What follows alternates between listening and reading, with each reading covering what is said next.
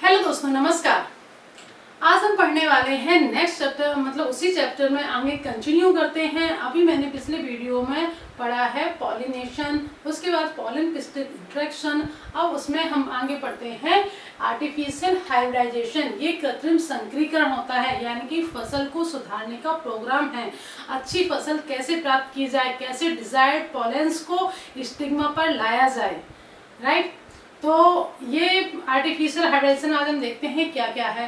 Friends, यदि आपने अभी तक चैनल को सब्सक्राइब नहीं किया है तो प्लीज सब्सक्राइब कर लीजिए और लाइक बटन पर क्लिक कर मतलब लाइक कर दीजिए वीडियो को। चलिए, आर्टिफिशियल हाइब्रिडेशन में होता क्या है देखिए आप। सबसे पहले इसमें एक तो क्या है, मेन चीज है ये, इसके अंदर क्रॉप इम्प्रूवमेंट प्रोग्राम है। मतलब ये किसके लिए चलाया जाता है? क्रॉप इम्प्रूवमेंट, फसल को सुधारने के लिए, ठीक है। क्रॉप इम्प्रूव प्रोग्राम है ये, ठीक है।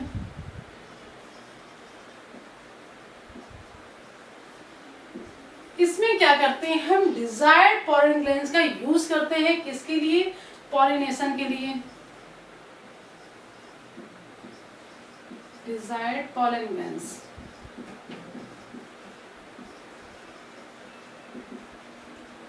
Use for pollination.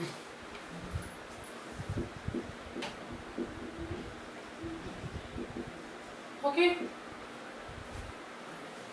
और इसमें हम प्रिवेंट करते हैं किससे? अनवांटेड पॉलन से। इसके जो स्टिग्मा होती है उसको हम प्रिवेंट करते हैं, prevent unwanted pollen.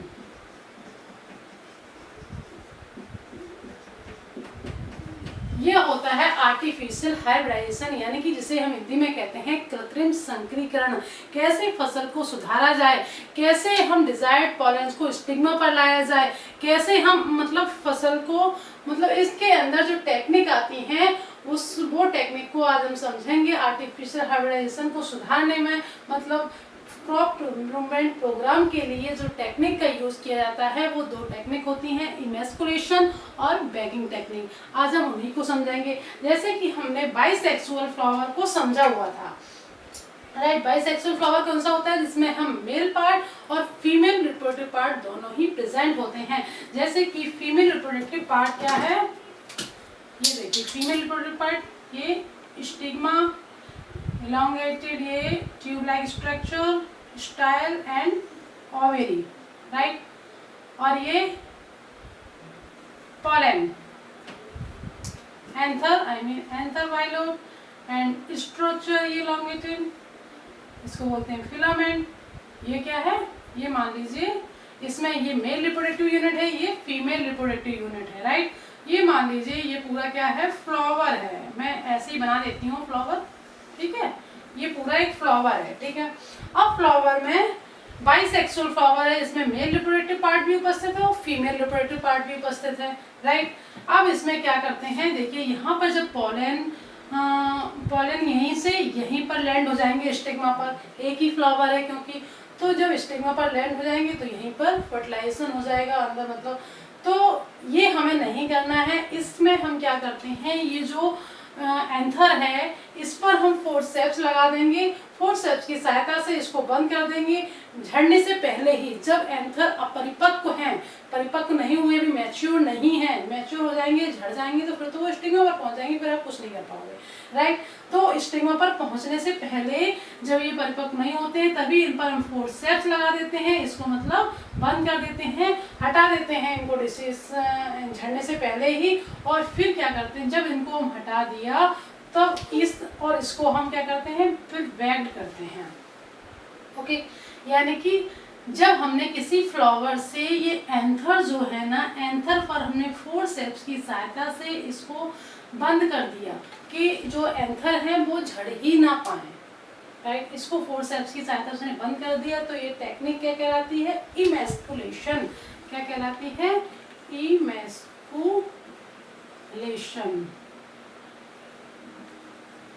Emasculation technique, ठीक है। या फिर हम इसे हिंदी में कहते हैं डिफुंसन भी कहते हैं इसको हम हिंदी में, ओके। ओके, जो फ्रेंड्स हिंदी से पढ़ रहे हैं उनके लिए हो गया। इमैस्कुलेशन और विपुंसन भी कहते हैं, यानी कि जो एंथर था, जो मेल रिप्रोडक्टिव पार्ट था, उसको मैंने फोर्सेप्स की सहायता से वहीं पर रोक दिया कि आगे ये पोलन ग्रेन्स नहीं झड़ पाएंगे, परिपक्व नहीं हो पाएंगे, तो ये स्टिग्मा पर नहीं पहुंचेंगे, ये यहीं पर फिनिश हो जाएंगे, राइट।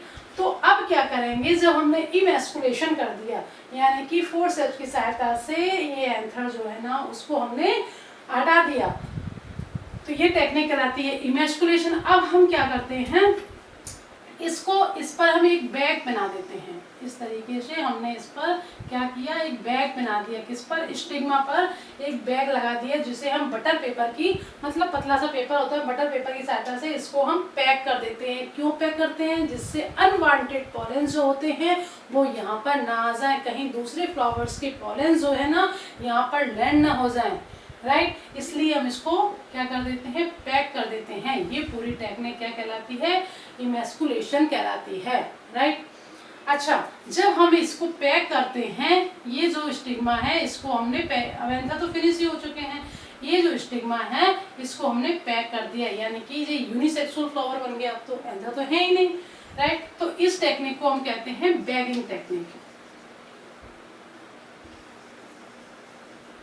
राइट, बैगिंग, इसे हम बोलते हैं बैगिंग, बैगिंग और इमैस्कुलेशन। तो इसको हमने बटर पेपर की सहायता से इसको हमने पैक कर दिया। अब जब ये मतलब ये यंग हो जाएगी, मतलब इस पर स्टिग्मा पर ये पॉलन ट्यूब बनाने के लिए सक्षम होगी, ये इस पर पॉलन चाहिए होंगे, तो हम क्या करेंगे, डिजायर्ड पॉलन को लाएंगे, जो हमने पहले से पॉलन को इकट्ठा करके रखे हुए हैं किसी और फ्लावर से, उस फ्लावर के पॉलन को हम यहाँ पर छिड़क देंगे, राइट। जब यहाँ पर हम डाल देंगे इसको खोलने के बाद, और फिर से इसको पैक कर देंगे, क्योंकि कहीं और दूसरे पॉलन इस पर लैंड ना हो जाएं, इसलिए इस पॉलन को हम इस पॉलन डाल करके इस स्टिग्मा को फिर से बटर पेपर की सहायता से पैक कर देंगे और फ्रूट्स बनने के लिए छोड़ देंगे, राइट। तो ये टेक्निक क्या कहलाती है, बैगिंग कहलाती है। जब हम इसको पॉलन छिड़कने के बाद, ये हमने पॉलन डाल दिए, इस पे पॉलन छिड़कने के बाद फिर से इसको बैग पहनाते हैं, तो इसको हम कहते हैं रीबैगिंग, राइट। जिसे हम बोलते हैं, क्या बोलते हैं, रीबैगिंग टेक्निक।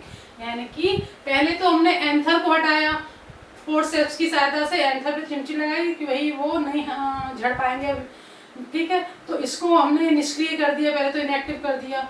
इसको करने के बाद हमने ये जो है ना इस पर बटर पेपर लगाया, राइट। और बटर पेपर जब ये मैच्योर हो गई, मैच्योर होने के बाद इस पर हमने पॉलन ग्रेन छिड़कने के बाद वापस से बटर पेपर लगा दिया। तो इस टेक्निक को हम रीबैगिंग कहते हैं, वापस बटर पेपर को लगा देना। बटर पेपर जो होता है पतला सा होता है, उसको हम लगा देते हैं, सब बना देते हैं, राइट। तो ये रीबैगिंग कहलाती है। तो इसमें क्या करते हैं, हम डिजायर्ड पॉलन ग्रेन्स को ला करके, मतलब अपने हिसाब से पॉलन, जो भी पॉलन डालने हैं हमने यहाँ पे, लेकिन सेम स्पीसीज के पॉलन होने चाहिए। ये डिफरेंट प्लांट के, मतलब प्लांट अलग अलग हो सकते हैं, अलग एक ही प्लांट में अलग अलग फ्लावर के हो सकते हैं, तो सेम स्पीसीज के पॉलन होने चाहिए, राइट। तो इस तरीके से हम ये टेक्निक अपनाते हैं और फसल को सुधार कर सकते हैं, उसमें सुधारते हैं, अच्छी फसल को उगाते हैं, राइट। तो ये दो टेक्निक है, इमैस्कुलेशन और बैगिंग टेक्निक। एक बार हम इमैस्कुलेशन को और देख लेते हैं। इमैस्कुलेशन में देखिए क्या होता है, ये फीमेल पार्ट है, ठीक है, ये फीमेल पार्ट है और ये मेल पार्ट है। इसमें हमने मेल पार्ट पर ये एंथर पर फोर्सेप्स की सहायता से इसको हटा दिया, इसको बंद कर दिया, इसको यहाँ से निष्क्रिय कर दिया, इनएक्टिव कर दिया। तो ये जो टेक्निक है, यानी कि एंथर को अलग करने की प्रक्रिया, फोर्सेप्स की सहायता से अलग करने की प्रक्रिया, निष्क्रिय करने की प्रक्रिया क्या कहलाती है, इमैस्कुलेशन कहलाती है, विपुंसन तकनीक कहलाती है।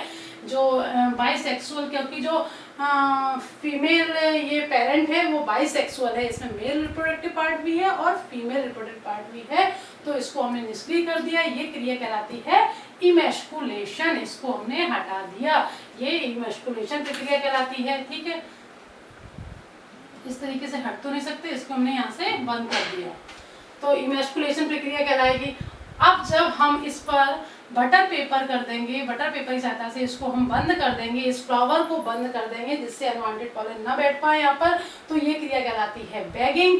और जब इस पर हम पॉलन छिड़कने के बाद इसको हम हटाएंगे फिर बैग को, और जब ये मैच्योर हो जाएगी इस पर हम पॉलन डाल देंगे, जो डिजायर्ड पॉलन है जो हमने इकट्ठे करके पहले से रखे हुए हैं पॉलन्स को, अदर प्लांट के मतलब सेम स्पीसीज के अदर प्लांट से फ्लावर को यहाँ पर हम डालेंगे।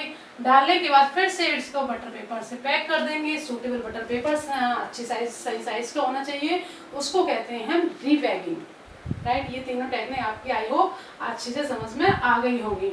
और देखिए यदि यूनिसेक्सुअल फ्लावर है मतलब ओनली फीमेल रिप्रोडक्टिव पार्ट है, उसमें फीमेल रिप्रोडक्टिव पार्ट है, यानी कि सिर्फ और सिर्फ जब ये मैच्योर हो जाते हैं तो इन पर इसको हटा करके हम वो छिड़क देते हैं पॉलन और फिर से बटर पेपर लगा देते हैं, तो ये बैगिंग टेक्निक कहलाती है।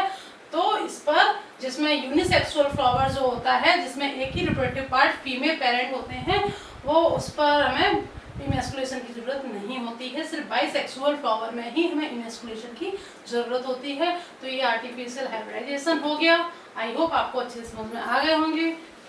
ओके फ्रेंड्स, तो नेक्स्ट वीडियो में हम समझेंगे डबल फर्टिलाइजेशन क्या होता है, उसके बाद हम समझेंगे पोस्ट फर्टिलाइजेशन इवेंट्स जो होते हैं वो किस तरीके से होते हैं। धन्यवाद फ्रेंड्स, यदि आपने अभी तक चैनल को सब्सक्राइब